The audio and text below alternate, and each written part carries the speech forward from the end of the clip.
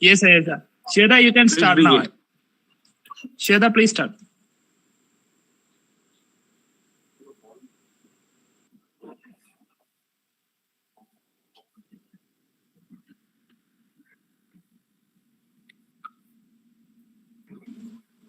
Hello, Shweta, you can start now. Thank you.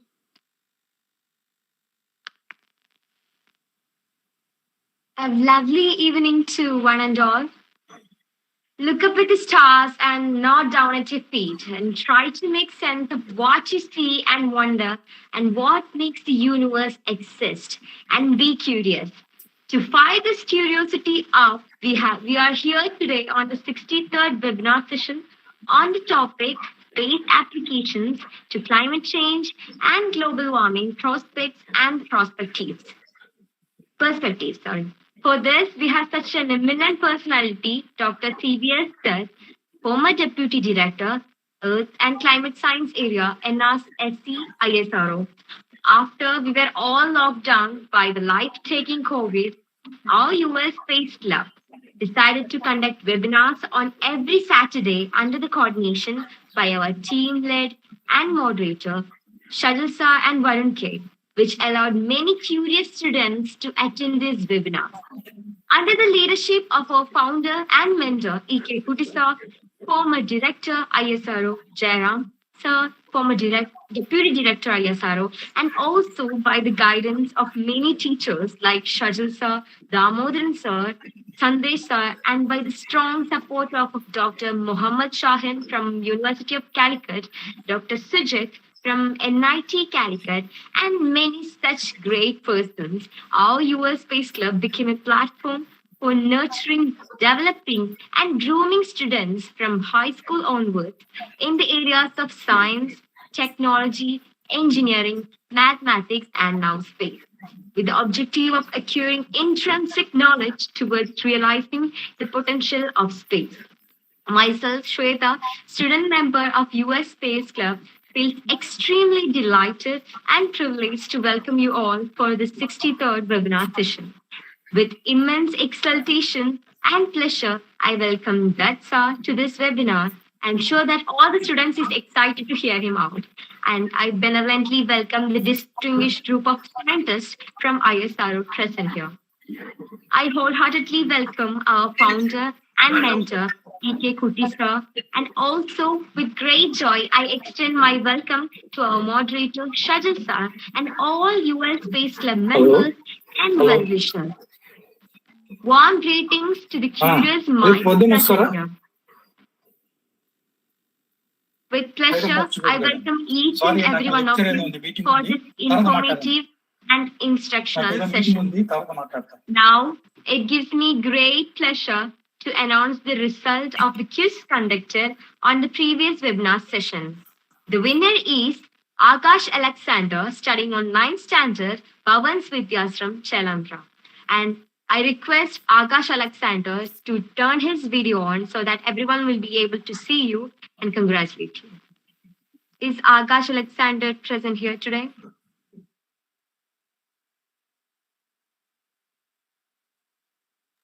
Once again, I request Akash Alexander to turn your video on. You are the Shweta, he's not here, so you can continue. Okay. And he will be given a book voucher sponsored by Cinder Bay Nature. For that, our coordinators will contact him shortly. And today, too, we are conducting a quiz on the topic climate change and global warming. So don't forget to check the link on the chat at the end of the session. And this link will direct you to the Google form where you will be able to attend the quiz. And good luck for that. But before the session starts, I would like to remind you guys a few things. Turn off your camera and microphone during the session and only turn it on when asking questions or doubts. Please don't try sharing your screen. Also, if you're having any doubts, feel free to raise your hand and unmute yourself, or you can use the chat. So once again, I welcome you all for this informative and instructional session. So for a further detailed For a detailed introduction of our speaker, I invite our moderator, Shadil sir. Thank you, everyone.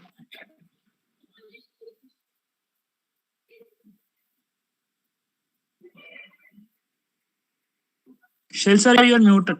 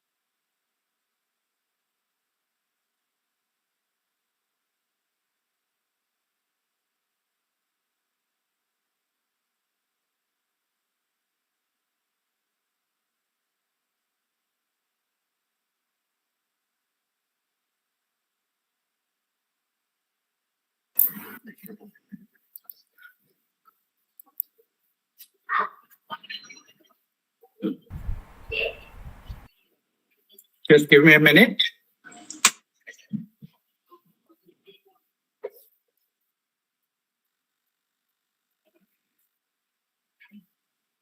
Initial teething problems as usual.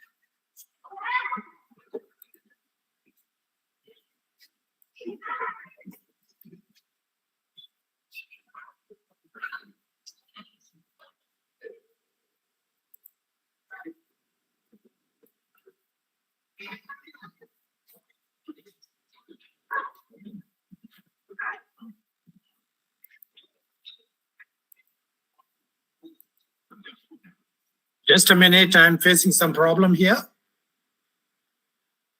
Can you bear with me? 1 minute, just I'll take a minute.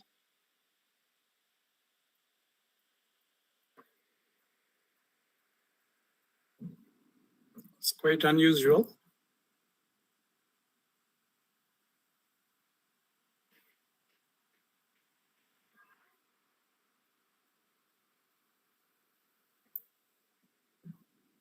Okay, I'm switching off again.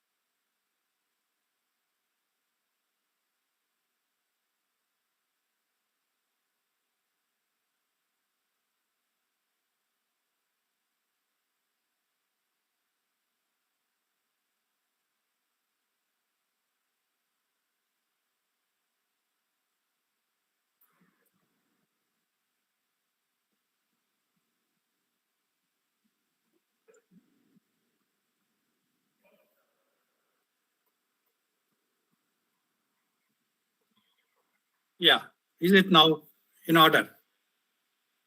Yeah. At the outset, I thank Ms. Sweta for the very nice introduction and very floristic language. Thanks to Dr. Saji for giving the introduction. And I also profusely thank Mr. Kuti for re-inviting me second time to this space club to share my views on space applications to climate change and global warming. I'm also delighted some of my very senior people and also my earlier boss, Dr. V. Jayaraman from Singapore, and as well as Dr. PJ, but he's a deputy director from URSC, UR Rao Space Center for Climate. Earlier we used to call ISAC. So now I just wanted to share my brief knowledge about the climate change and global warming and its prospects and perspectives. Okay, I will not deal too many details into the topic because as it may take us around to various aspects. Now, we all know that India's space program is primarily application driven. And one of the most important application driven aspect is on natural resources surveillance monitoring on a long-term basis. In addition to that, while we are carrying out these kind of aspects, we will also take into account if any changes that are happening, which are causing and detrimental to the climate per se, climate and environment. Of course, you're all aware that we also look into the national disaster management support as well. So these all will come under the space application management system. Under this gamut, we have also carried out a major program called ISRO Geosphere Biosphere Program, for which myself and Dr. Jayaraman, we could able to lead the organization. It's a multi-center, multi-unit organization across the country for several years. So probably this has brought to light some of the insights on various regional variability and the various aspects on the climate characteristics. So that we will try to really examine what is our perspectives on this. So when we look at these observations, you all know our space segment is enormous. Is perhaps in India's most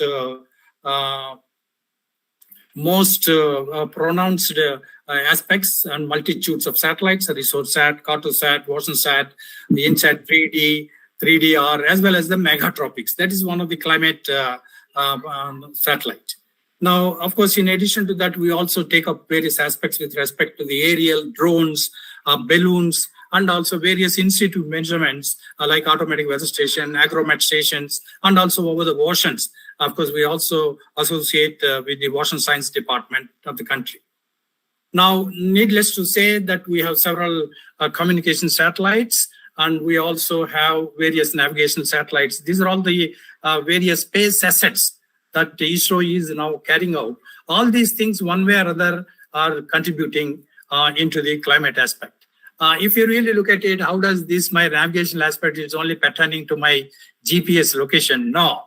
Your GPS precision position is also accounted by the ionospheric attenuation. In fact, these are all certain things which are undergoing at the background of the science. So for this kind of things also, the ionospheric density, perturbations, all these things are also getting embedded into the modeling on the precision positioning system of our navigation satellites. So that's in brief. So when we really look at it, the EOS program is basically ensures socioeconomic security and sustainable development. That's in brief to say. Now, of course, primarily to drive it for the governance as well as the disaster risk reduction. In fact, these are all things, latest things which I borrowed from ISRO. Now, primarily, if you really look at it in India perspective, now if you wanted to see the entire globe, you may have to go as high as something like 36,000 kilometers. Okay, that is a geostationary orbit. Now, if you look at in that global scale, if you try to see the temperature and its situation from 1900s, the first cartoon on the left side, first cartoon is the one which is really giving the temperature rise consistently. Of course, within the intra-annual variabilities which are shown are the oscillations. Okay, now the trend line is obviously clearly a strong warming that is taking place, it is expressed in terms of the degrees Celsius on the temperature. Now, it is also the pictorially, if we try to really look at this picture, it is entire India is one way or other on the positive deviation. On the other side, the rainfall is also from the year, it's in fact, these are all the projections. From 2000 onwards, rainfall apparently is found to be increasing, but with tremendous deviations, positive deviations to the negative deviations. In fact, this is a kind of a detailed analysis which NASA has carried out. Of course, I happen to be associated with the NASA applications program.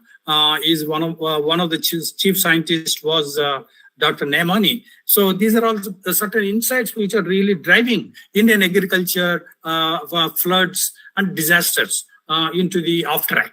So in order to do these things, we may have to resort to certain alternative things like adaptation. Okay, what do they mean? We will see it later. So with respect to to capturing the impression and the imprint of the India's rainfall comparison from 2014 to 2020, of course, it is an example. If you really look at this, for few districts, and a detailed analysis has been carried out using a model. In fact, it's called weather snap model. Basically, snap tool uses the Copernicus data, which is in the public domain. It uses the Python codes, and people try to use it carefully. And we try to ascertain at a mandal, sub-mandal level, and we could able to really capture the deviations. All the red is a negative deviation. In fact, it is very, very evident. In fact, this is the weather map generated from the weather snap, left side cartoon. On the right side is the IMD data, which they have the 0.25 degree data, which is available for some specific districts. Now, if you really look at it, the sub-time scales, this is the spatial scale. Time scale with respect to the daily, 2 days, weekly, monthly, and seasonally. If you really look at it, the correlation is found to be very high. As high as above 0.8. Now, if you really look at how does these things would matter, now we are trying to understand at a 2 kilometer by 2 kilometer using the model, Kharif rice yield. In fact, the rice yields are estimated using the crop health factor and various yield estimators using the NDVI data, LAI data, and various terrestrial observational biophysical models. Now, if it really sees, the entire animation is being shown at a 2 kilometer by 2 kilometer resolution. And you can see from 2001 to 2002, it is not consistent. So that means, is it really driven by the temperature variability, or is it due to the spatial variability of the rainfall? Obviously, the Kharif is rain-fed. Unless and until we have a very good, consistent rainfall, normally, we will not be able to get the agricultural productivity consistently. Leaving aside some of the issues with respect to the farmers' failure to sow the seeds and various internal issues like floods and all that, probably that may really take the whole cropping system off track, not exceeding 5% to 8%. But nevertheless, the rest of the country of 145 million hectares should be under the irrigated agriculture, which apparently is not so. So this is really brought out satellite pictures will able to really bring out performance on 183 randomly selected districts across the country. So it is at a 2 kilometer resolution for about 11 years, 12 years, which you could able to do it. Of course, the space access are fantastic, and India is yet to really carry out this kind of things. We have various space access like inside 3D, inside 3DR. Of course, had there been megatropics, it would have been much more advantageous. Every 30 minutes, we'll be able to really catch up. This is the entire South America, North America. Every 30 minutes picture, we can able to animate it, and we can really try to understand the dynamics of the Earth system. Now, coming back to the Indian climatology. Climatology means, say, if my dear students, you must understand a climate means anything exceeding 30 years only we should refer it as climate, because by then the system has stabilized and tried to provide a signal on the long-term averages of the weather. Okay. Yeah. Somebody wants to interrupt something? Yeah, maybe we will discuss the questions a little later. Okay. Many of them would have been answered by the time you listen to my talk. Now, this is the entire data of something like 132 years, 1922 to 2022, using the ECMWF reanalysis C35 data. It is called climate data record using the reanalysis. You can see. Hello? Hello? Yeah. In fact, this is the reanalysis data of annual climatology of the rainfall. Clearly indicates the rainfall variability is very high. Okay, and especially more so in the regions of Indo-Gangetic plains as well as the Western Ghats and including the northeastern region. Coming to the annual climatology of the temperature at 2-meter height, you must record these are all the data captured from the IMD, and the 2-meter data also is providing the temperature on the positive rays. Okay, it is consistently, of course, unless and until we really zoom down to the mandal level or district level, we will not be able to see the variability. But closely, the resolution clearly indicates there is a tremendous variability at a 2-meter temperature. This is what really spells out in terms of micrometeorology. 2-meter means it's micrometeorology. Okay. In fact, this is a study in association with the Indian Institute of Technology, Bhubaneswar. I was doing certain aspects with respect to the tea yield. Now, if you really look at the temperature trend at a decadal scale using the 82 years data, you can see the entire Indo-Gangetic plain apparently is consistent because it has its own guided control on the orography. Northern side is Himalaya and southern side is basically Vindhyans and Aravalis would really buffer it. Of course, it is abundant rainfall, and as well as all the western disturbances will take care on the adequacy of the soil moisture. So the temperature at the 2-meter level would consistently be regulated and controlled. Now, coming to the southern Indian, South Indian continent as well as the northeastern region, is significantly temperature trend is apparently pronounced. It is actually peridecade. You can see peridecade is on the rise. Okay. Now, similarly, annual rainfall is also showing a tremendous decrease of the rainfall in the northeastern region. And of course, apparently temperature is found to be increasing in the Gujarat and Rajasthan area. Of course, every one of you are aware that of late is surprisingly some of the desertic areas are receiving rainfall probably because of the spatial variability. Okay. Now, looking at this 112 years data, or 82 years data, in fact, whole globally, people have been trying to understand Köppen's climate classification. Based on the climate system, there is a Köppen classification, which was very coarsely developed. And for the whole globe, it was a Russian and the whole globe of late, tremendous efforts are being made. What is the climatically established climate system or the climate vegetation? They have tried to put it. In fact, we will not get further details into that. Based on the climate system, you can see you can reclassify entire climatically established vegetation or establishable vegetation in this country. In fact, if any detailed studies are to be made in the biological perspective, we have to make a kind of a detailed dive down into these kind of things. How does a kind of a particular system would get established? It is primarily controlled and regulated by the climate system and micrometeorology, and thereafter it will take it up further. So the establishment of a climate system, which is something like 100 to 150 years, is the minimum period that is required for a vegetative system. So of course, leave aside the soils and soil organic carbon is something like 200 to 300 years. Of course, this is what we are not talking. But the Köppen climate system, people have been trying to work out, and this is what it appears to be like in India. Of course, some of the young students in Kerala must really look into this.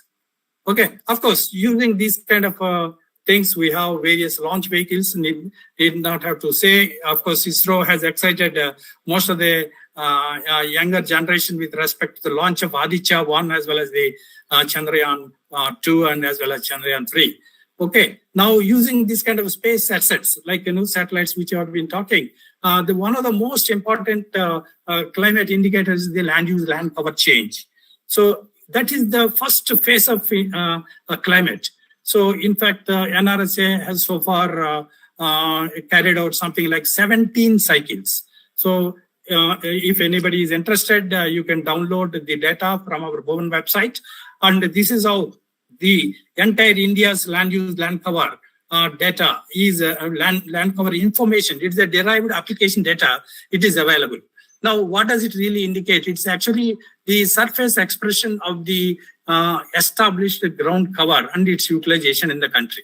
In fact, these are all certain things which need to be understood in a broader perspective when we are trying to work out and linking with the biospheric models on climate studies. Now, before we go into details, this is what I try to show. What is the perspectives in the climate change in terms of the applications. Now I will try to briefly explain about a little bit of science. Okay, I will not really bother on the complexity. As I was telling you, the climate is to be understood not with a short-term data. Okay, today temperature is very warm, so it is called weather. Okay, unless and until we have consistently a long-term, typically of 30 years, is only called the climate. Okay, otherwise, it is not climate. It is called weather data. Okay, the variabilities are there. Now, what is most important thing is not the climate. Now we know once the rules of minimum and maximum get changed over a period of 30 years, but of late, what people have been talking about the variability. How much variability of the temperature? That means what is my minimum temperature and what is my maximum temperature in terms of the threshold limits is being talked, and that has become a most crucial to understand the climate in terms of the climate variability. Okay, now when we talk about the climate change, what is the central issue? See, climate change is basically some substance of we all feel there is a global warming, isn't it? You all agree that there is a globe is getting heated up, or the earth is getting temperature, or earth has got a fever. Now, in addition to that, we all have been hearing there is also a problem called ozone hole. Okay, this ozone hole is man-made and anthropogenic. It has got a very nascent link to the global warming, but it is independent of the global warming. Now we will try to examine little more about the global warming and very little about the ozone hole. This ozone hole is basically the depletion of the stratospheric ozone. Okay, so that we will discuss very briefly as the things goes. Now, as we know, the climate change is basically a jigsaw puzzle. Now, various Kerala happening. Now in Sikkim, there was a dam breach, and there is a northeast region. Hello?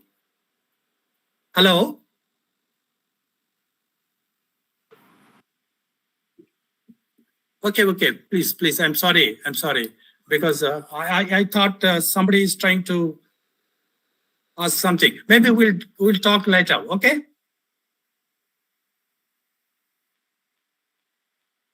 Yeah, it's a jigsaw puzzle. Various aspects with respect to various land environment at various continental scale, whether it be the ocean, whether it be the islands, whether it be the meteorological parameters, so on and so forth. They all have to be brought and integrated, and then only we'll get a picture. That is what we call as a global picture on the climate aspect. So this is what we'll tell. Now we will see what are the various things that contribute to the climate change. Now we know the climate is not just simply everybody blames only the humans and the anthropogenic aspects. No, there is also now very increasing evidences are coming. There is a sun's output. That means how much is the sun's coronal mass ejection and pumping the so much of radiation is another aspect. Another important thing is Earth's orbit. I think Dr. P.J. Dutt knows he's a very good person on these orbital aspects. Another is the drifting continents. It's called continental shifts.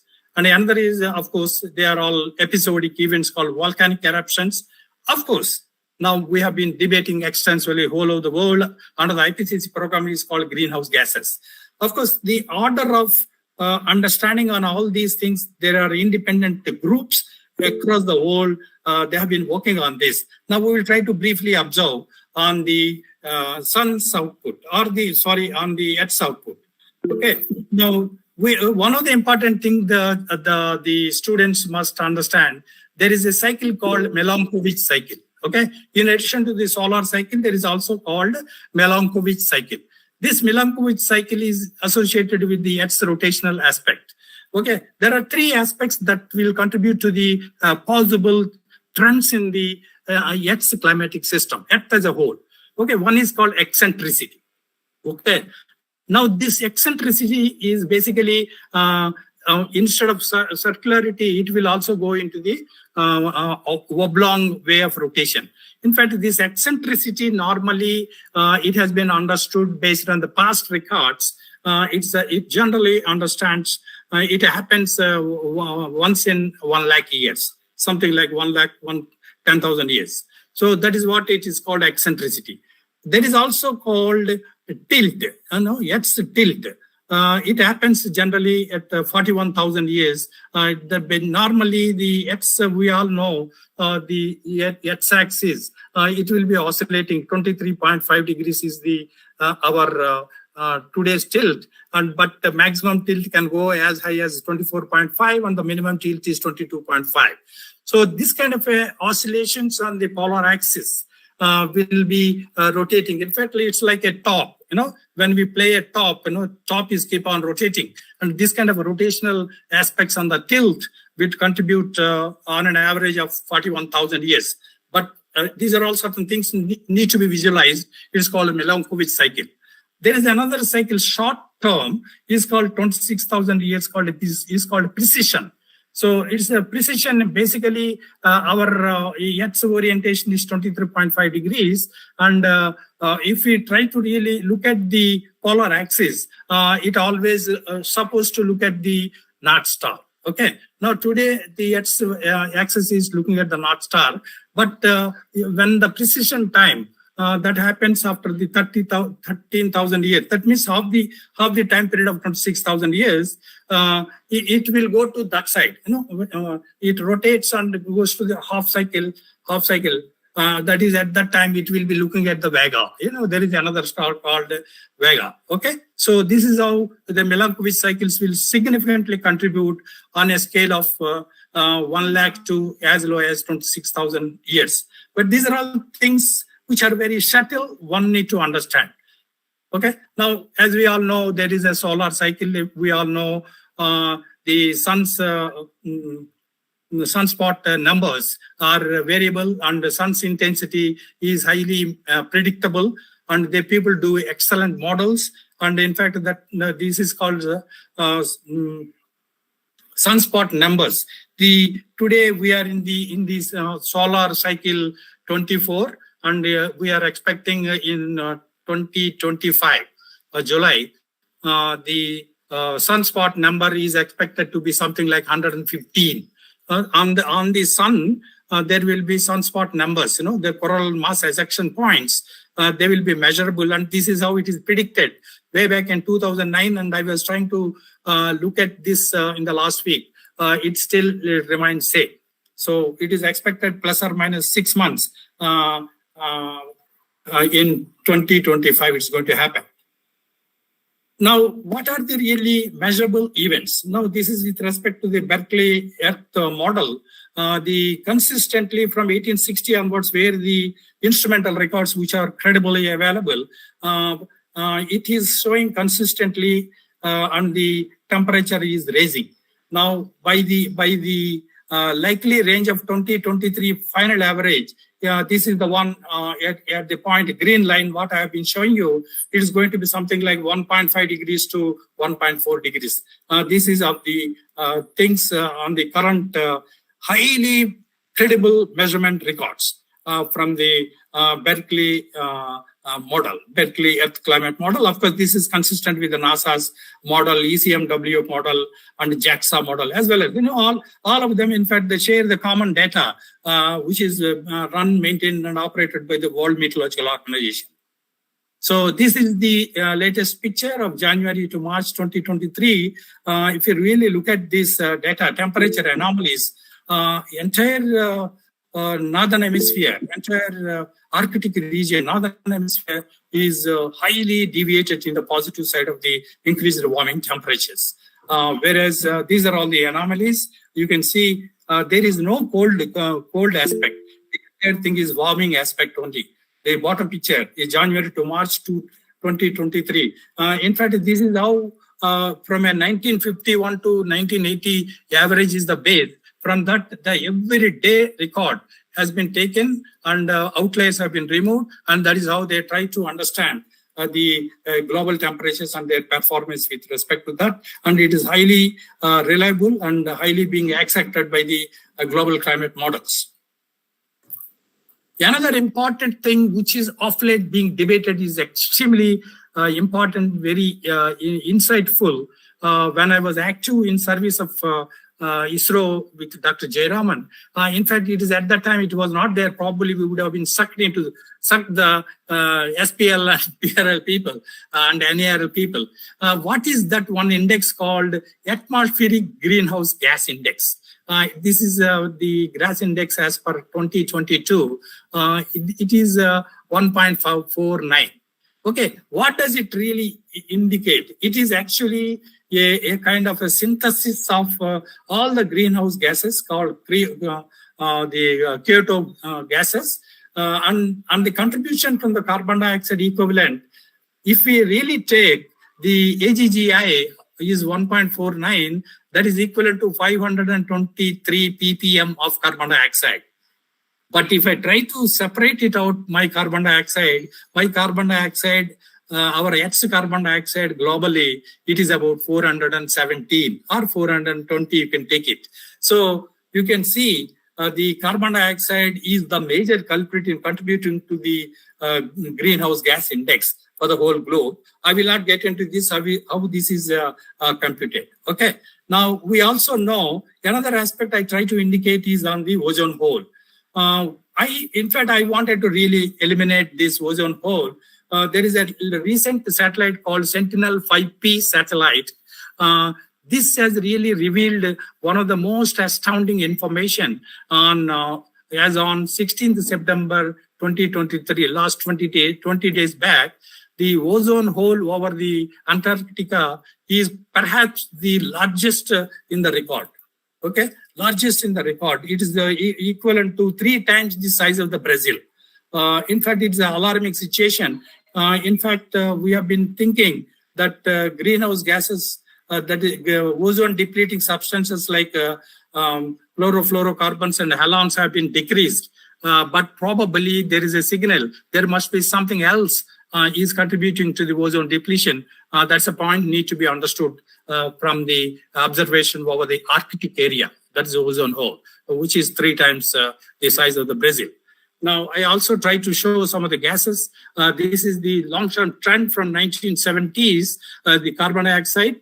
These are all very high-resolution pictures. Of course, these pictures, I try to pick up a specific location of the Barrow. Barrow is in the North Arctic point, the northernmost Arctic point. And there's a highly precise and there is no contamination coming from any other anthropogenic continents. Okay, it's basically from the North Pole. So the observations are consistent, highly reliable, and it has clearly shown the carbon dioxide concentration is about 420 ppm, which is generally acceptable. So the methane is also increasing, and nitrous oxide is also increasing, and more surprisingly, SF6, that is hexavalent fluoride, sulfur hexafluoride. It is also increasing. Perhaps is this the one contributing to the ozone hole depletion in addition to chlorofluorocarbons and other halogens? That's a point need to be understood. In fact, it is highly debatable. So that is in addition to that. In fact, the northern Barrow point is here, and the entire Arctic snow is decreasing, and albedo is also contributing significantly. And that albedo aspect we will try to discuss a little later. Now we can see the dates, the melt date, and the accumulation dates are highly changing here. You can see the width of the gray color is an indication that it is not consistent and it is repetitively happening on the same day and same time.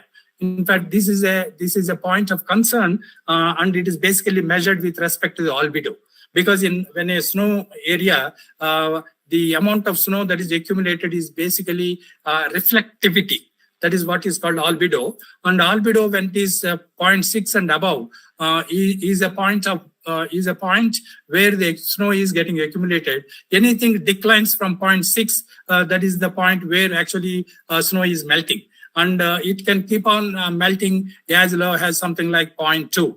That is called melt date. Melt date reports from 0.3, and anything above that is an aspect of welcoming, because we need more polar regions need to be with ice cap, but probably the deviations have been found to be very enormous of late.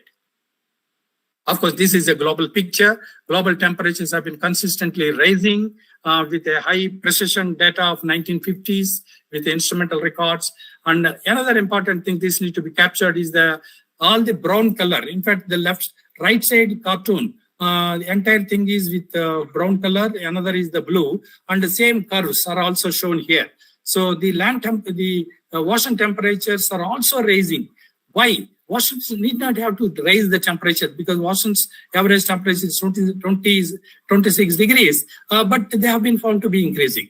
Whereas the land temperature, LST, is expected because global warming is taking place. So the increased land surface temperature leads to atmospheric temperature, contributes to the oceanic temperature. So these are all certain things which are contributing. Another important, globally, people have been talking about the vagaries of the monsoons. Is called El Nino and La Nina. Of course, this is El Nino. This is a NINO 3.4, what it's called model. It is a Pacific region towards Indonesia, China area. This is the portion where the sea surface temperature is higher by about 1.5 degrees. So this is how the El Nino oscillations are captured. In fact, the initial signal has not shown in India the drought is supposed to happen, because El Nino is very active during the last season. But apparently, the post-monsoon time, we all have been started experiencing, there is some post-El Nino effect is apparently seen, because there is a large spatial variability of the monsoon that has been reflected. Now, one point this needs to be seen, these are all not location specific. These are all not time specific. These are all certain things of a long-term integrated and accumulated cascading effect on forcings like Indian monsoon. Okay, there are 5 monsoons are there, but we will talk about the Indian monsoon. So these are all certain things get cascading effect on the climate change. Now, this is what summer substance of the summer. Its hottest summer has been recorded the current years, ever since the instrumental record started in 1890. And the temperature has been found to be 1.17 degrees. These are all based on the instrumental records. This is how the global temperature has been measured. Okay, IPCC has tried to give different projections. I will not get into that. Now, we will see, if so what? If my AGGI is 1.49, what happens? Now, how do we understand? It is basically the students, the aspiring people who are interested in knowing the climate change must understand. Now, when once you go out, the important radiation that is coming is called shortwave radiation. That is generally Earth absorbs around 70 to 80% of the radiation or the insolation is absorbed by the Earth. Okay. Now the absorbed radiation during the daytime, in the nighttime, what happens? It gets reflected back in the form of outgoing long wave radiation. Okay. This is called LWR or OLR. You can say. So one is input, another is called output. If my input and output are in equilibrium, we can say my Earth's temperature and my Earth's warming is in equilibrium. So we are at state. We are in equilibrium, and there is not effect on the Earth's temperature. Now, if you really look at it, you all the students are aware, and the engineering students are aware. Our basic shortwave infrared radiation, Earth's radiation or sunlight, basically, which is about 70 to 80%, is coming from the VIBS. Okay, this VIBS, if you really look at this, this is a radiation intensity curve. Okay, this radiation intensity curve clearly indicates a very high intensity is visible in the shortwave visible light. Okay, this is what is called shortwave radiation.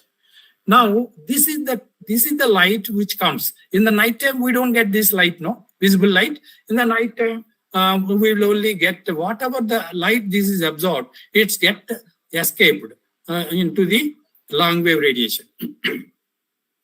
Now, the absorbed sunlight radiation in the nighttime, what happens is it is shifting to long wave radiation. Okay, so we all know based on the any object with a temperature above absolute zero emits electromagnetic radiation. Okay, absolute zero is minus 273 degree Kelvin. So for planets, you can calculate for any planet, including the moon. Okay, the planets that outgoing electromagnetic radiation takes the form of infrared radiation.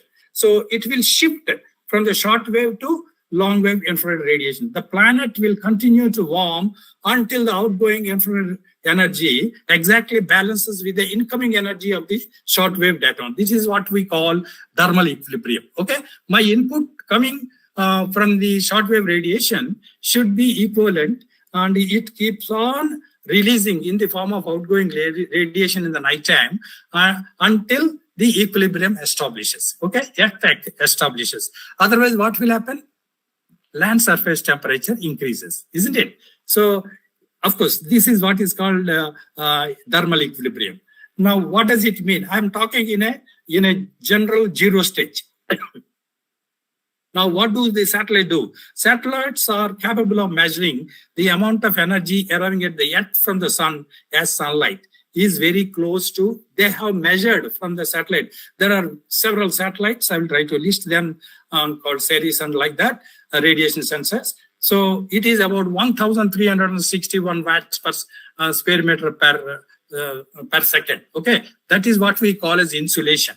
Okay, this specific value at the Earth is 1,361 watts per square meter is also called solar constant. Okay, now solar constant above the atmosphere is always uniform, but below the Earth, it is because of the land use, land cover changes, albedo changes, that is getting disturbed. So this is the picture coming from the Ceres data, Terra and Aqua. Several satellites are there which try to measure on the top of the atmosphere. Top of the atmosphere is around 100 kilometers. Okay. Now, this 100 kilometers, it has measured outside the atmosphere. Please remember, the top cartoon is clearly indicating 1,366 watts per square meter. Of course, in my previous slide, I told you it is 61. To be precise, it is 61 actually. But these are all the measurement errors based on the satellite, because we don't have any possibility of calibration and validation at that 100 kilometers. Of course, though multi-sensor calibration has been done. Now, how does it look on the Earth? See, we all know the equatorial region gets warmed up. So this is on the Earth's surface. This is how the temperatures measure from the radiation sensors. This is what the top of the atmosphere, we are able to get precisely the solar constant, which is very important for radiative transfer models. So these are all certain things which space applications contribute significantly on the modeling and verifiability of the things. Now we will try to really get into that. What if my greenhouse gases, if I keep on increasing, what is that really going to contribute? Now let us look at a fundamental aspect of it. Now we all know if Earth is a globe and the circle, it's a circle. The circle's area is nothing but pi r square. We all agree. Now in that pi r square, r is the radius of the Earth, which is about 6,371 kilometers. Okay. Now if I substitute the pi r square and my how much is the Earth? No, my entire globe. How much Earth can intercept the energy. Now, you know, I have told you in the previous slide, my solar installation is about, solar constant is 1361, isn't it? So I know my K is nothing but solar insolation. S is nothing but the solar region. Okay, K is a constant here, and pi r square. Now, if I try to take how much is the Earth intercepted energy? Total energy intercepted technically, it is nothing but energy flux that is coming from the sun at per unit of time in watts. Okay, generally that is the unit it is measured. Now Ks is nothing but solar insolation. Now what is the solar insolation? That is what is nothing but to be substituted with 1361. That is 1361 watts per square meter. Now what is the radius? Radius is 6,371. Now when you are applying into this equation, because for the consistency of the units, you have to bring them everything under 1 units, all in meters. Okay. When we try to substitute all these things, our interceptable X energy is something like 174 terawatts, petawatts of sunlight. Petawatts, 10 to the power 15 is called petawatts. 174 petawatts of energy. The Earth has a capability to intercept theoretically. But is that all happening? No, it's not happening, because that much energy of 1361, what we have been talking here, 1361 is not entirely getting received by the Earth. Otherwise, the Earth would have become a red hot ball, isn't it? It's not happening, but God has created Indian continent. That's why we all call, we are all blessed. Okay. Right, let us look at this, what's happening. Now we all know Earth is not completely black, isn't it? If it is a black, otherwise the entire thing would have become red hot, isn't it? So some of this energy is reflected away and not absorbed by our planet. So there is another aspect which I've been talking, well, when I'm talking about a Barrow's snow albedo, okay? So because entire Earth is not with uniform reflectivity. So there is albedo, okay? There is certain things which gets absorbed, which gets reflected back. So albedo is to describe how much light of a planet or subsurface reflects away, okay? A planet completely covered with snow, theoretically, it can reflect 100% of the incoming radiation. Let us say 1361 watts of energy when it is falling. Entire Earth is like snow, like, Arctic pole and Antarctic pole. The entire albedo will be 100%. That means 1. But really, it's not happening. So if it is not happening, what we have to do? 1 minus albedo. We have to substitute. There is certain things called the Earth absorbed energy. Now, that absorbed energy is basically again substituted by 1 minus albedo into pi r square. Isn't it? It's simply I'm trying to do that. Now, let us look into this. The sunlight of the Earth, which is absorbing, heats our planet, that I have been explaining in the beginning. And any object with a temperature above absolute zero, it emits electromagnetic radiation in the form of a long wave radiation. This is what I have told, takes the form of a IR. Okay, it shifts the bandwidth in the night time. Okay, now way back in 1800, Stephen Boltzmann law. I think all the students of the physics and intermediate or the energy system, chemical engineers must know about it. Stephen Boltzmann's law, what it says is, he experimentally demonstrated that any emitted energy, which is proportional to the 4th power of the atmosphere. Suppose if you increase by 1 degree, that energy gets fourth power, it will get multiplied.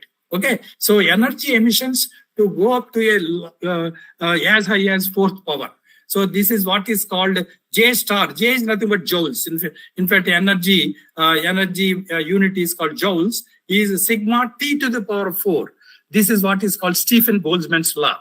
Okay, now this is experimentally proven, and if somebody with a very innovative mind can demonstrate engineering schools how for each 1 degree temperature, how much is the energy. Okay, now further I will not get into that. Stephen Boltzmann constant is very well defined. This is how 5.670373 10 to the power of -8 watts per square meter per Kelvin.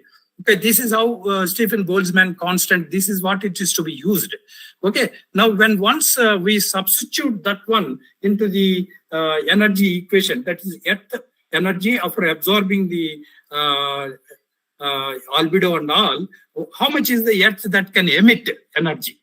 Okay, now let us look at this, simplifying the whole thing. Now, previously I told you sigma T to the power 4, sigma T to the power 4 multiplied by 4 pi r square here. Now you may be wondering, what is this man? Earlier I was talking only pi r square here. Now what is this? This gentleman is brought here 4 pi r square. Now please remember, earlier I have been talking only Earth as a circle. Now we have been talking Earth as a sphere. Okay, just this is the cartoon I could able to get yesterday, because how I can tell my students properly. So if I try to take an area of circle is called pi r square, but we have been talking Earth as a sphere. Now my surface area of the sphere is 4 pi r square. Okay. Normally I do a lot of things on volume, forest volume estimations. We call it as 4 pi d square, right? Now let us look at this. If I substitute all these values, basically I know my albedo. I know all other things. Now my input energy should be equivalent to the output of energy. Whatever I'm taking, whatever the energy that is coming from the sun and whatever is getting dissipated in the form of OLR should be equal. Then only we can call Earth is at equilibrium, right? So we all know that albedo is also contributing significantly on this. When we substitute all of them, basically these are all nothing but various aspects. Now, when we substitute all of them, you can see X overall average albedo has been fairly established as 0.31. It's about 31%. The value of the Stephen Boltzmann constant is already known, which I have already mentioned here. Plugging all these numbers into this equation. In fact, the entire equation, when I try to simplify this, it eventually boils down to this one. What is the temperature of the atmosphere or the Earth? Okay, now this would come to, that is what is called, I told you, this is emitted energy, okay? X emitted energy. Now X emitted energy should be 253 Kelvin, okay? Now, this is what is credibly to be remembered by all of you. Now, sir, you have been telling about 1361. Hello, sir. Yes, please. I can't see screen share.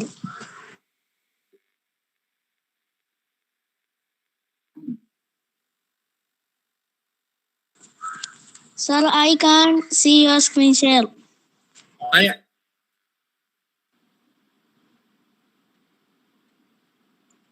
All other officials and participants are able to see, my dear friend. I don't know if you are not able to see. I can't help it. I think it's his network connection problem. Yeah. You switch off and re-log in again. Okay. So, sorry, just to resume again back. From 1361, again, we have come back to the emitted temperature is 253. Please remember, what is the absolute temperature? Is 273, okay? Kelvin. Now, here, we estimated the temperature from this equation is about 253. Now let us look at this. This is a very point of criticality in understanding the climate science. Now, if we really convert the temperature into Celsius, I will not get into the Fahrenheit. Okay. Now, temperature in the Kelvin is what is our temperature absolute? Minus 273.15. Okay. what is the temperature? Here, what we got? 253.7 minus 273.15. It will come to minus 19.5 degrees. Okay. Now my Earth's temperature should be minus 19.5 degrees. Correct or not? So this is the fundamental physics says. Based on these calculations, Earth's expected average global temperature is well below the freezing point of water. Freezing point of water is 4 degrees, right? So now minus 19, Earth would have become a kind of a snowball. It is not a snowball. Okay. Now Earth's actual average temperature has been measured from the satellites, various calibrations is 14 degrees, plus 14 degrees. So my dear students, please understand it is plus 14 degrees in bracket plus minus 19.5. It comes to 34 degrees. Correct or not? So our planet has become warmer by 34 degrees. 34 degrees. Okay. Now minus 19.5 plus 14 degrees will become 34 degrees positive. Okay. This is minus negative value here. You have to take the absolute values. So where from this pretty big difference has come? This has come because of the Earth has become much warmer than our calculations predicted. So there must be certain things happening on the atmosphere. Certain gases in the atmosphere trap some extra heat, warming our planet like a blanket, like a Earth's womb. And now we are all able to become living planet or habitable planet primarily because of the carbon dioxide. This extra warming is called greenhouse effect. Okay. Now, this is the point I wanted to drive here. But for the greenhouse gas effect, Earth would have become minus 19 degrees or minus 20 degrees. But our Earth's global temperature average, Earth global temperature is only 14 degrees plus. Okay. Now, otherwise, our planet would have become a frozen ball of ice. So now we will really look into that. However, too much of the good thing can cause problems.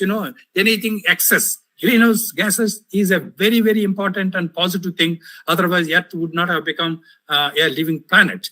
But what's happening is we are too much of abusing the natural resources, changing the land use, land cover, and increasing the climate and greenhouse gases, which are pumping. So resulting in the excessive greenhouse gases. So since the greenhouse gas has been very illustratively explained, I will not further dwell into that.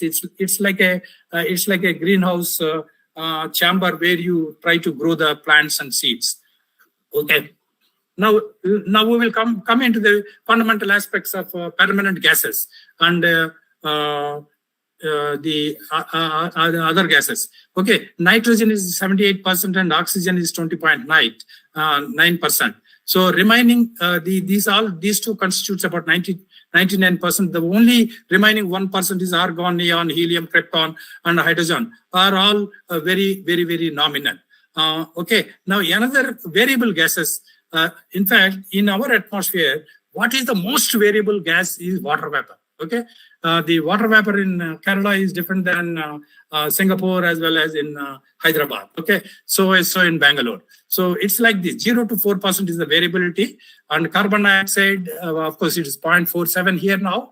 Methane, ozone, CFCs, not naturally occurring, but these are all the man-made from the chlorofluorocarbons. The several gases, they are the heat sinks, like carbon dioxide, CFCs, methane, water vapor. All the Kyoto gases, they absorb the heat, and that is how the greenhouse effect is happening, because they absorb outgoing long wave radiation, and the entire heat is reflected back, pumps back, and it prevents the heat going back. That is why Earth is getting warmer and warmer. Okay. Now, I will not get into the details on the variabilities and the power of water vapor, because the water vapor itself contributes 85% of the total greenhouse gas effect, in addition to the carbon dioxide.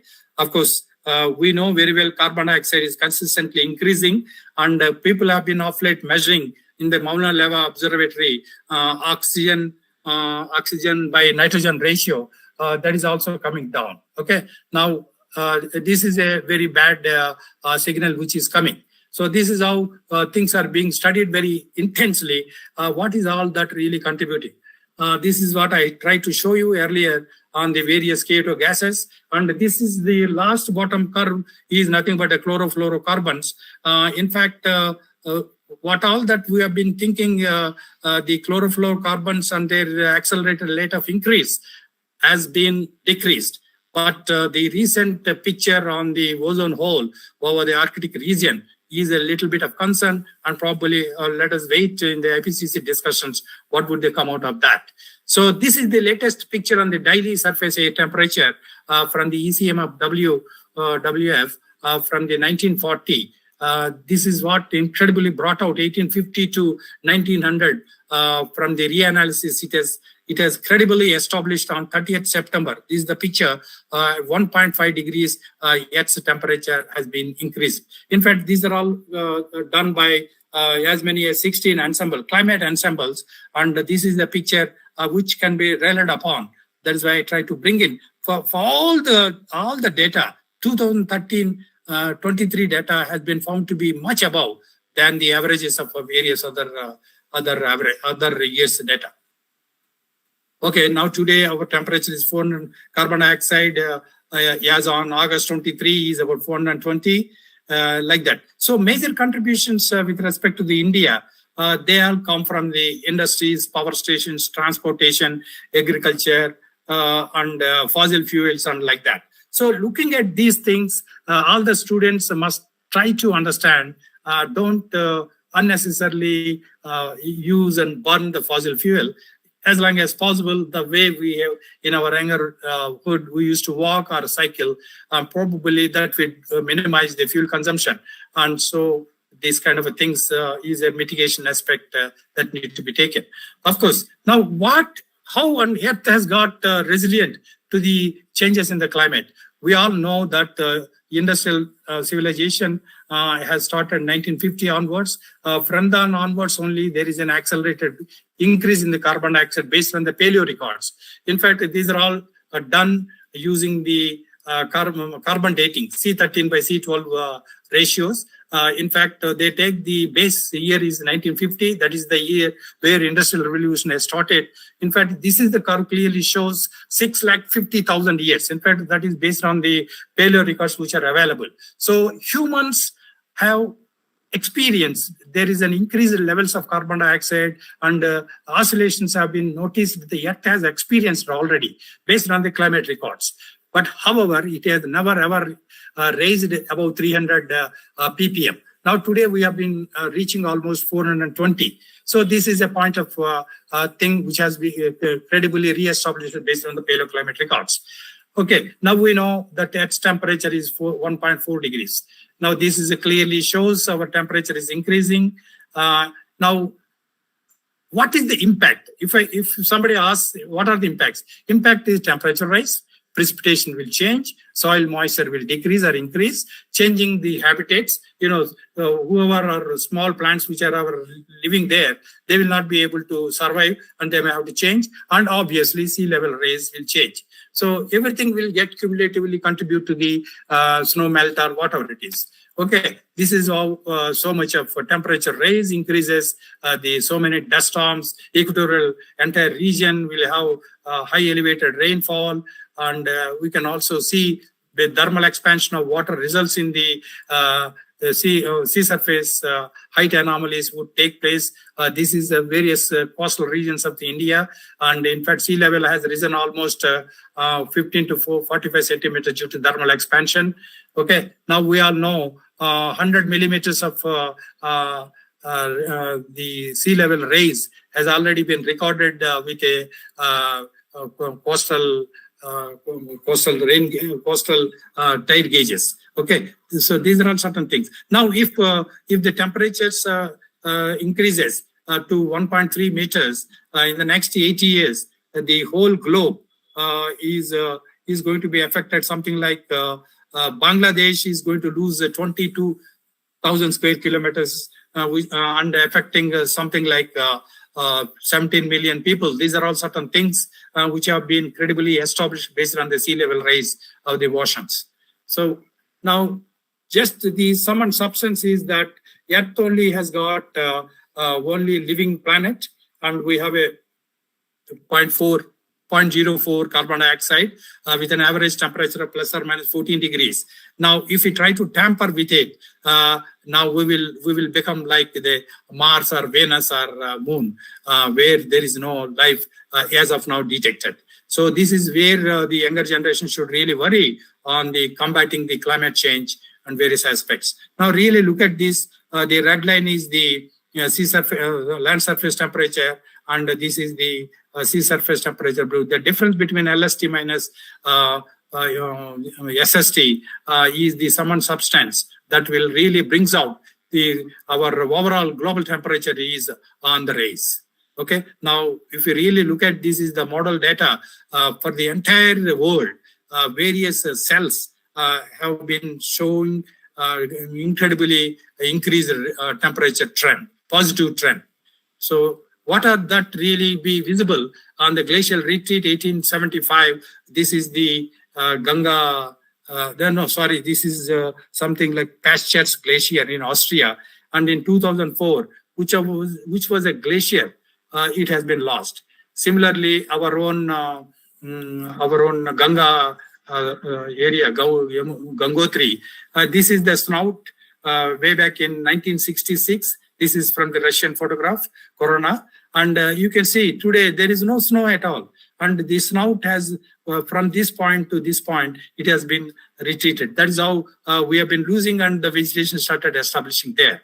So these are all not positive signs. Where snow should be there, snow should be there. Where mangroves should be there, mangroves should be there. No mangoes. Okay. Now that the kind of things and the honorable and respectable land cover should always be maintained. Now this is what the Lohnak, this is where our Tista thing. In fact, prior to the damage on 28th of September 23, this is from the microwave data. You can see this is the Tista Bridge, and because of this glacial burst, in fact, the entire water that has been really flushed into the entire Sikkim area downstreams, inundating and damaging the several areas. Now, you may say this is all damage, but all these, how these glacial lakes are getting burst. It is because of the excessive heat that is really received on the surface area, resulting in the glacial lakes melting. And that melt, when once it is melted, it has to pave its way, and resulting in the dam breaches. That's how things are happening. Of course, I will not further elaborate into this. In fact, the global temperatures are increasing. The equatorial heating would slowly migrate and push the entire Indian agricultural ecosystem in the northward. Okay, the northern Indo-Gangetic plains, which are really subtemperate regions, will become temperate regions.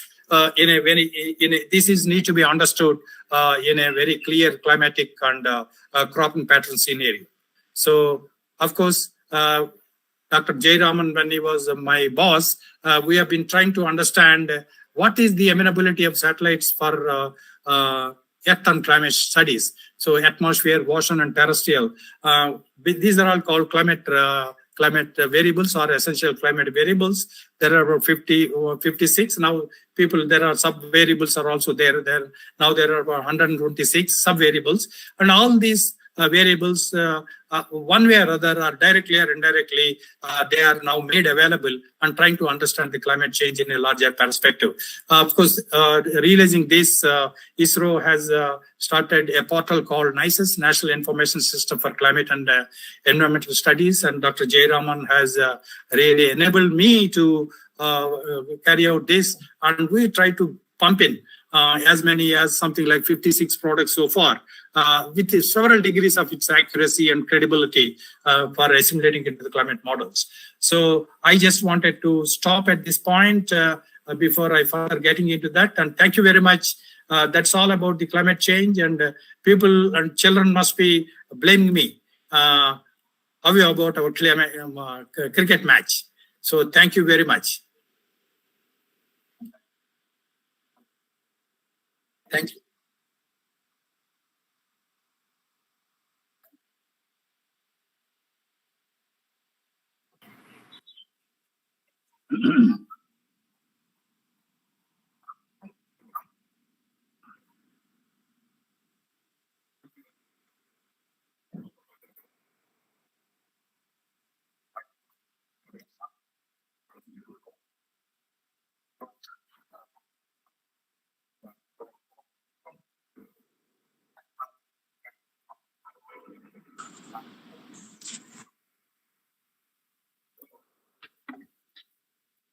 Please.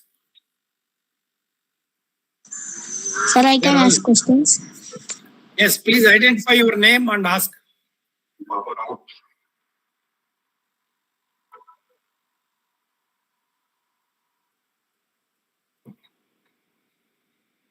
Yeah, no problem.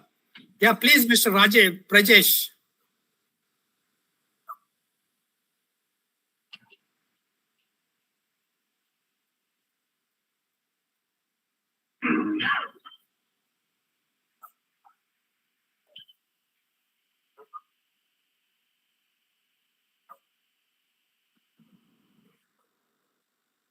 Yeah, until you come back, maybe some others can ask.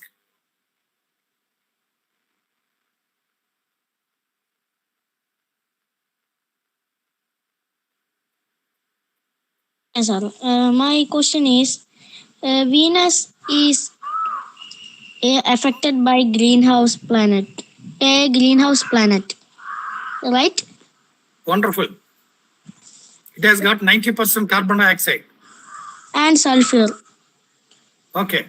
Okay, my question is, what happened to Mars?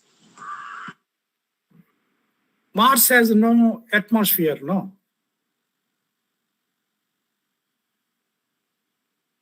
As far as But planetary now, yeah, please speak on, sir. You have asked a very bombastic question. Tell me, I'm not a planetary scientist, but I can tell you.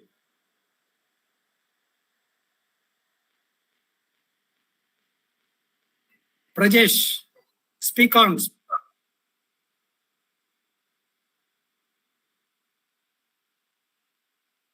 Maybe others can start.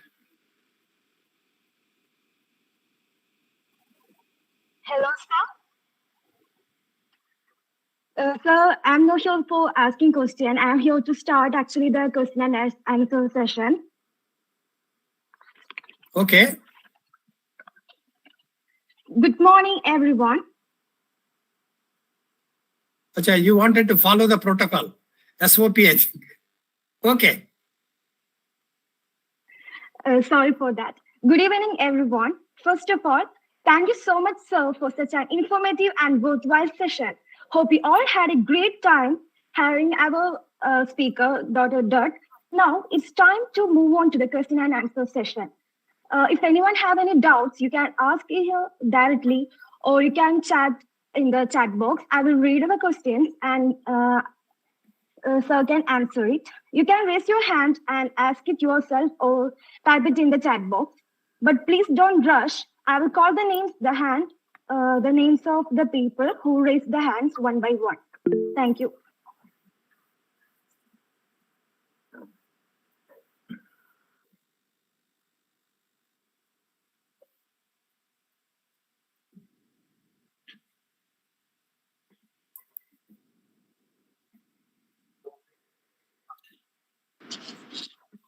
Okay, sir, what is the issues of climate change in the Mars?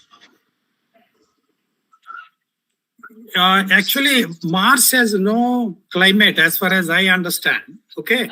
Now, there is no interventions by the extraneous anthropogenic people.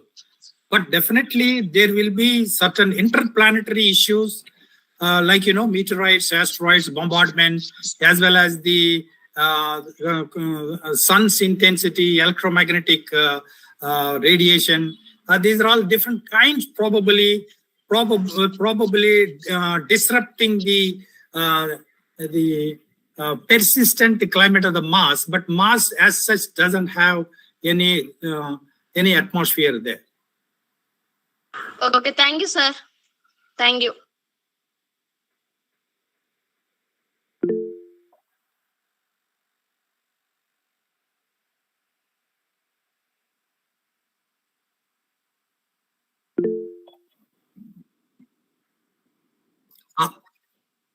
Hello, sir.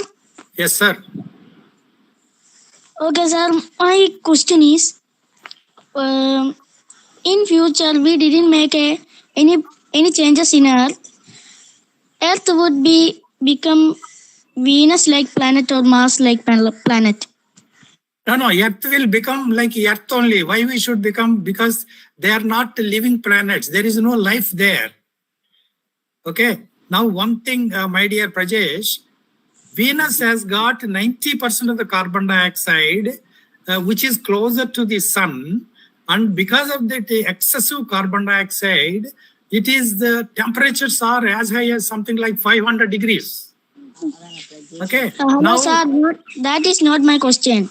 Earth in future we didn't make any changes in Earth. That will become Venus-like planet or Mars-like planet. No, Earth will regain our original pristine like Earth only. It will become like Earth only. Okay.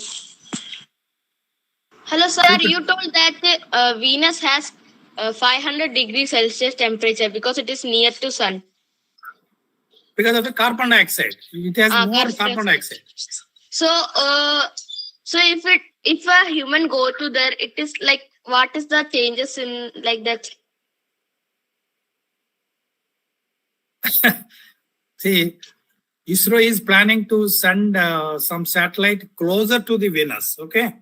Closer to the Venus, because wherever some carbon dioxide kind of oxidative gases there, they wanted to study the possible utilization of carbon dioxide in terms of the photosynthetic activity. I don't know what type of experiment they have been planning. ISRO is planning.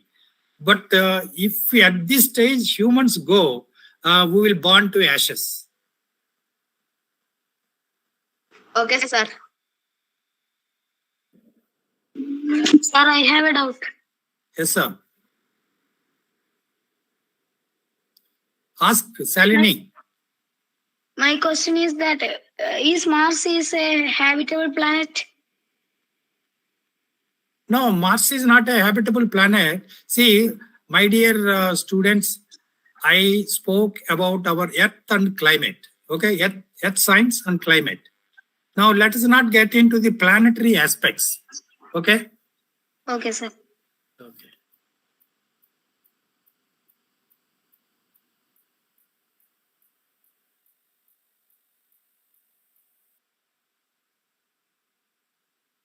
Sweta wants to talk something.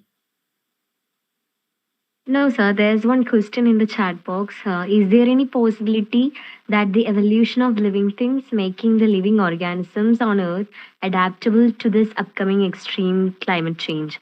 This question is by Suryajit Suresh. That's a wonderful question. In fact, this kind of experiments have been ongoing as part of the life supporting systems development. In fact, several systems and micro modules have been sent in the international space stations with a view to understand the biological changes that are that can be manageable and moderated. So if such things are successful, probably once the humans go on to the moon or Mars, probably they may start this kind of experiments. Yes, it's a very good question. In fact, these are all goes in a very top secret, but we know very well it's a life supporting system experiments are already ongoing, and which has been public domain literature is available in the International Space Station experiments. Sir, I have a doubt. My name is Ritika Nambiar. Yeah. My doubt is, in future there will be no ozone layer in Earth. No, it will remain there. It will remain there. Ozone layer is naturally formed by the sun ultraviolet radiation. in the nitrogen interactions in the oxides. Okay. Now, ozone is basically O3. It's a three oxygen compound. It gets reduced and oxidized. The O2 and O3 molecules will always remain in balance. Now, this balance is getting disrupted because of the various chlorofluorocarbons, refrigerators, perfumes, all of them. Now, globally, people have realized under the Montreal Protocol, and there is a Montreal Protocol where ozone depleting substances called ODPs, people consciously trying to avoid in producing and utilizing into the day-to-day appliances. Okay. Now, but there may be some new surprises where they may be coming. We don't know. Like, washings will have dimethyl sulfide. It is also known if excessive productivity in the Arctic region and Antarctic region, these oceanic productivity also may liberate certain gases called dimethyl sulfide. It is also potential to decrease the balance between the O2 and O3 in the stratosphere. That is around 20 to 30 kilometers altitude, which is about 2 kilometer thickness. And let us be optimistic. As long as the Earth persists, ozone layer will be with us. Okay, sir. Thank you. So there's a question from Anjusha KM in the chat box. Why is Venus having so much carbon dioxide? Whoa. I think, but sir, if you are there, can you explain or can I tell it my own intuitivity? Dr. Butt?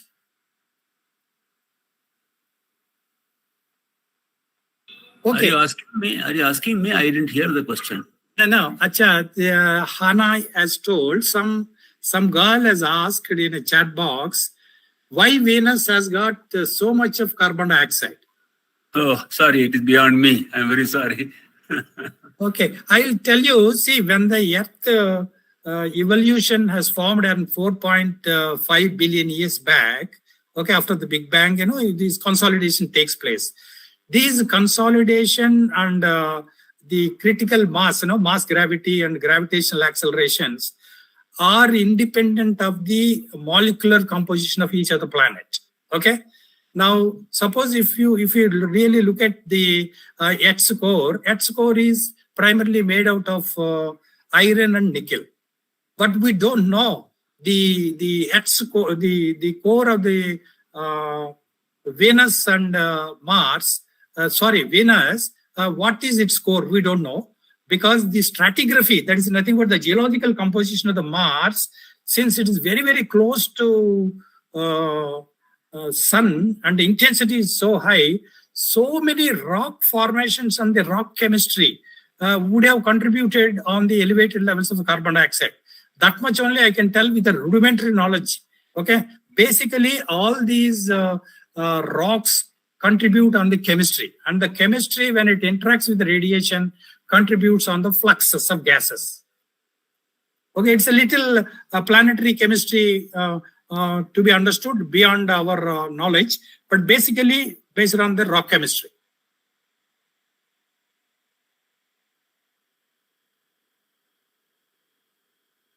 So that's all. Can we call it a day?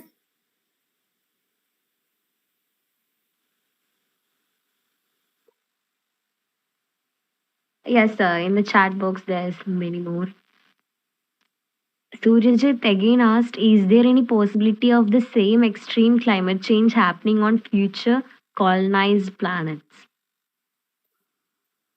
Can you read again? Who's one say that? Suryajit Suresh. Suryajit, yeah. Suryajit Suresh. Okay. There a current custom of satellites to be disposed by re-entering into the atmosphere and burn it. Won't that create all the more conditions for further pollution of the atmosphere? Babre, this is to be answered by the Butt and Jayaraman type of people. Yes, the re-entry of the satellites has become a menace. It is not as worst as the greenhouse gases, but anyway, it is a menace. It's like a nuisance. Now, this debris, the orbital debris, people have realized, and probably they were trying to deorbit them, and somehow they ensure that they will be brought down to the oceanic areas. Yeah, it will cause damage to the property and humans. Otherwise, there is not going to be much. And but sir, can you reply a little bit on the orbital debris? Yeah, I appreciate the question, but you should also look at the amount of the matter which gets generated. Look at the number of satellites, number of the band in which they are what. Even if you talk of these nearer satellites, we are going to provide internet, and thousands of them, I mean even hundreds of them, may re-enter the atmosphere. Imagine the amount of the matter gets added to the atmosphere as a percentage of the total thing. So this is I don't think this is going to play any kind of, if you look at numbers, the way in which, if you are talking of pollution numbers, if you look at the numbers, it will be a very, very, very low number. That's all I can tell you. But against that, if those satellites are there in that orbit as the junk without deorbiting, then the problem of managing the existing satellites in that orbit, remaining satellites, operational satellites, is going to be a big challenge. I mean, it is going to be a big problem. So here the question is balance of the problems and all that. This pollution according to me, my understanding is the kind of pollution which you are talking of would be very, very, very low contribution. I am not able to quantify, but it is very low. Imagine what can happen in a year. How many satellites will get deorbited in a year? You may have some maximum presently some 20, 30. In future, it may come to 100 satellites getting reorbited in the whole space. Okay, that is what it is. So look at the impact in terms of the amount of the matter which is getting generated in this deorbiting. That's all. Thank you, sir. Thank you. Sir, I have one more doubt. Yeah. Tell me. How much distance is between Earth and Venus? You are asking me. I am not appearing for IAS here. You look at your atlas. It will tell you the distance. Okay. Really, I immediately I don't remember. I can always check, cross-verify, and tell you. And this is what you should tell me, the distance. Okay. Okay, sir. Interplanetary distances. Your school atlas also will give you here. Okay. Okay. Because this kind of general knowledge questions, we are failed actually. You can fail us. Okay. I think Shalini, we can close the day today.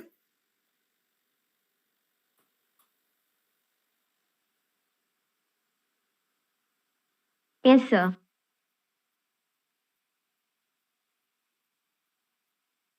But sir, before that, there's one question before, and I think sir can answer it very quickly. Is there any possibility of the same extreme climate change happening now in Earth, happening again in the future when we colonize other planets like Mars?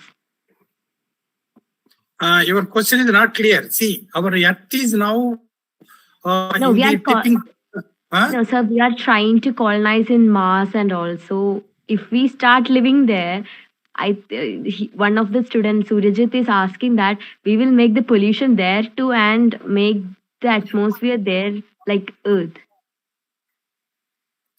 Yeah, it's a $1 billion question. See, the lessons have to be learned.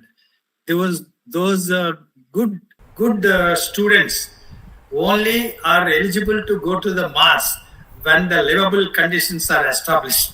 Okay, so you people have to create a fantastic awareness on the adaptation and mitigation in minimizing the greenhouse gases.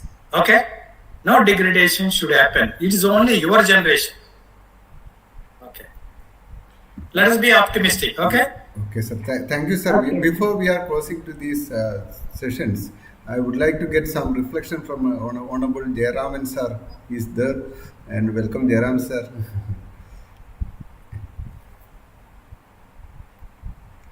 Jayaraman sir. Good evening to all of you. Okay, sir. Are you able to hear me? Yes, sir. Yes, sir. Welcome, sir. Welcome, sir. I've been listening very carefully to what Dr. Dutt has been presenting for us more than an hour or so. And of course, we were touching all the issues related to the climate change. Essentially, I used to wonder about the information coming from, somebody tells you 1880 to 2021, the temperature rise has been about 1.14 or 1.2 degree rise. Because some people say it's 1.4 degree also. So restricted by 1.5 degrees centigrade by 2050. What margin we have got is only 0.2 degree to 0.3 degree. Next 20 years, we have to ensure that temperature does not rise more than that 0.2 or 0.3. Hello? Put it on every year, what is the rise? Eh? That's about 0.01 or 0.2 degree, less than that. That number, how are you going to measure it? The measurement, students should be interested to know how do we measure those temperatures. Somebody tells you 0.01 degree across the world. Or somebody tells you ocean is increasing by 3.2 millimeter per year. Who is measuring that rise in ocean height? And the people should understand these measurements are very important. Calibration, validation, how many people are working across the world, what contribution India can make, what you can make in that. Second important thing is when 2.2 ppm carbon dioxide rise every year you are talking about, and it becomes 500 ppm next 4-5 years or 40 years or whatever. At that particular time, what will be the temperature rise? The uncertainty of temperature rise associated with the carbon dioxide. People do talk about so many climate sensitivity related. Is it 2.5 degree going to increase or 4.5 degree is going to increase? What will happen to your generation?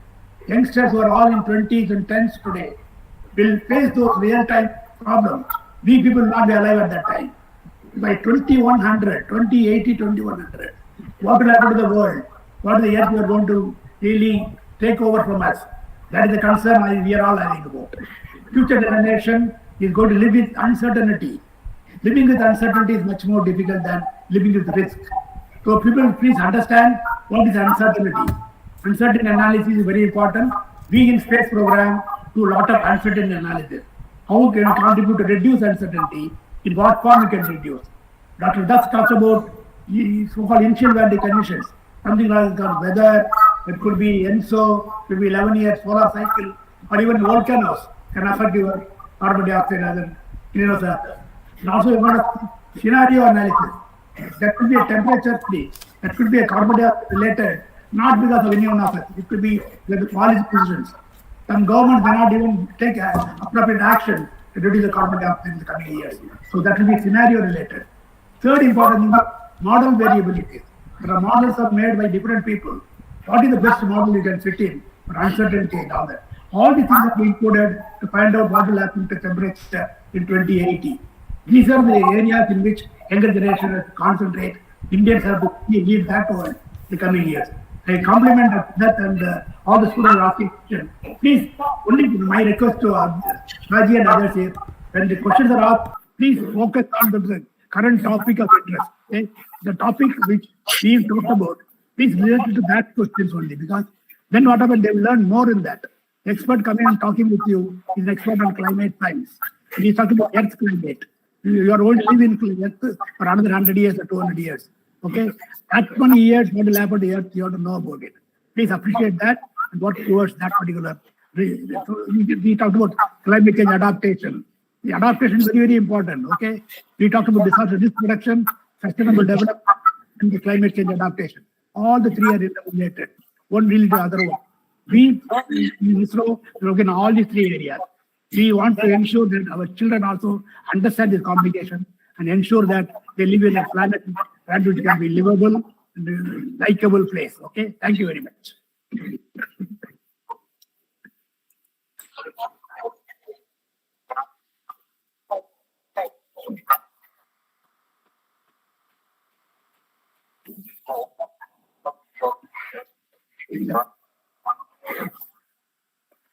India is doing a lot of things on that. India is now trying to do everything, cutting down the carbon dioxide, going towards solar power.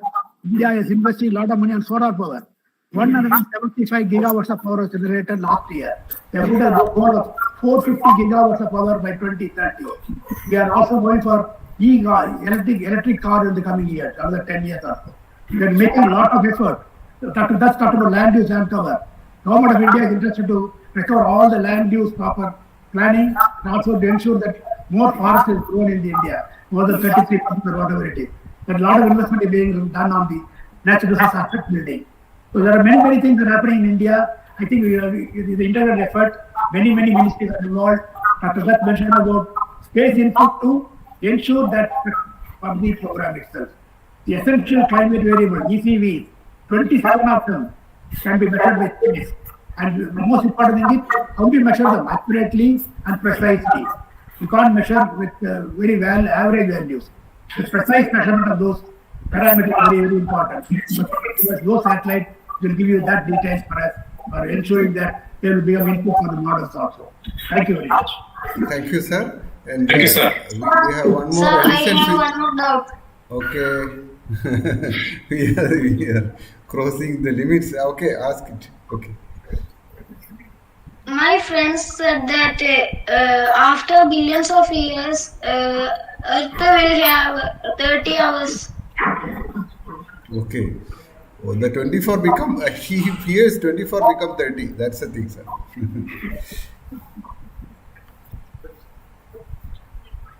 We don't know that you people have to solve such kind of puzzles. Okay. Okay, sir. 30 means Earth's rotation has to come down. Okay. Earth rotating around the sun and its rotational movement around the sun should come down. That means it has, 30 hours means it has to add from 24 hours 6 more hours. That means that much speed it has to come down. How it is done? You model it and tell us. Yeah, educate. You are all young people. Okay. Okay, sir. Sir, there is one more question in the chat box. Over the past few years, the frequency of rocket launches has increased. How could this save affected climate change around the world? This question is from Adi Dev from 7th grade. No, that's a wonderful question. Can you read that question? I'm seeing the chat box. Where is that thing? Can you read that question? Over the past few years, the Yeah. frequency of rocket launches has Yeah. increased. How could this have affected climate change around the world? See, it's fantastic. I am one of the environmental assessor. Okay. Now, of course, I should not disclose before Butt sir and Jairam sir. This has been debated in the Ministry of Environment and Forest and also the various committees. So many the solid rocket fuel and liquid fuels, and these things are very carcinogenic, and they have a tremendous influence on changing and altering the mixing ratios of the normal atmosphere in that particular region. Okay. Now, at the same time, the rockets, when they go with a initial velocity to as high as something like 7 kilometers per second, up to 19 to 80 kilometers, it will be pumping down maybe 100 to something like 170 tons of solid fuel per second. Okay, in the whole journey. That's one thing. Second thing is the temperatures it can really contribute are very enormous. The third thing, one of the major environmental concern is called rattling. The decibels which will create and it will rattle. Probably it will create a kind of a plasma situation in that atmosphere. In fact, these are all certain things in a upper atmospheric thing are not done, but I understand very closely that NASA does this kind of a very close observations. I don't think ISRO is trying to understand. Probably as and when more and more launches takes place, probably we must have insights on what is that I am contributing to these things. In fact, it is all our solid HTTP and the what is that terminal butane, these cryothermic fuels, exothermic fuels are very carcinogenic. In fact, they generate a lot of temperatures, and these temperatures will cause tremendous cryothermic situations, and plasma will generate. In fact, this has been debated for the past 10-15 years internally by the ministry. Why not we impose on ISRO? In fact, these are all governance issues on the pride aspects. We will only see the crown, but we don't look at the feet at the bottom. Okay. Anyway, it's a quite good question, but these are all certain things you people have to understand. Yes. Okay. Thank you. It's an eye-opening question, sir. We are thinking about that, but during the space Very, very good question. Good question, sir.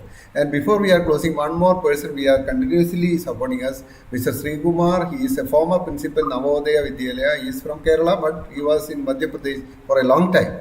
Sir, please 1 minute, sir. Sri Kumar, sir.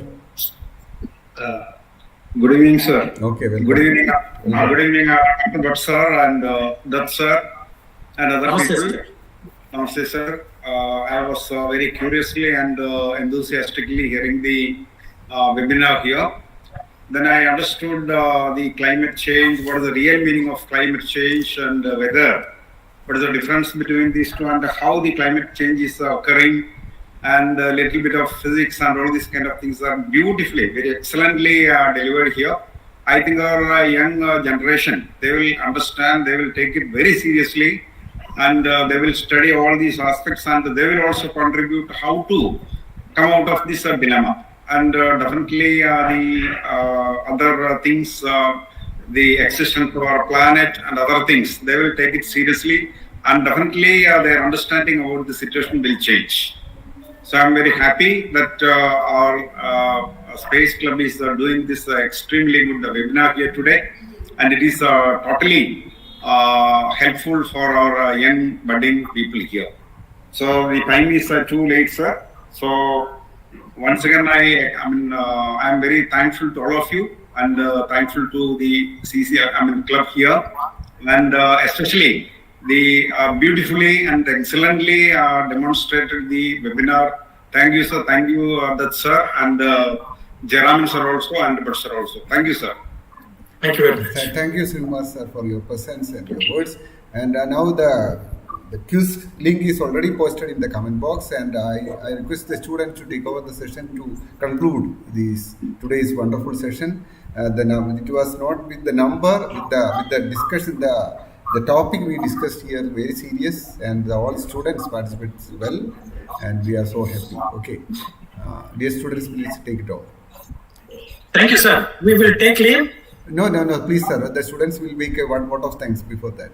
Shweta, okay. And now I invite Devananda Srijit for the vote of thanks. Hello, am I audible? Yeah. Yes. Yes, Devananda, you are audible. Okay, hello, good evening everyone. I'm Devananda Srijit, and I'm studying in 8th, and I'm a student member of the ULSP club. And today I deem it a very great honor to propose the vote of thanks to each and everyone who have helped in making this event, this webinar, a very successful one, and more importantly, interesting and informative one as well. And I extend my sincere gratitude to our honorable chief guest, Dr. CBS Dutt sir. And thank you, sir, for taking your time from your very busy schedule to interact with us. And what wonderful pointers have you given to us about the perspectives of global warming and the climate change. And I also thank Kuti sir and Jairam sir, along with Dutt sir, Shajil sir, and all our student coordinates for making their effort to putting this event a very successful event as well. Thank you, everyone. Thank you very much. Thank you, sir. Thank you very much. Thank you, Sweta and Devananda and Shajil sir. Thank you very much. Thank you so much. Jairam sir, what's up? Namaste.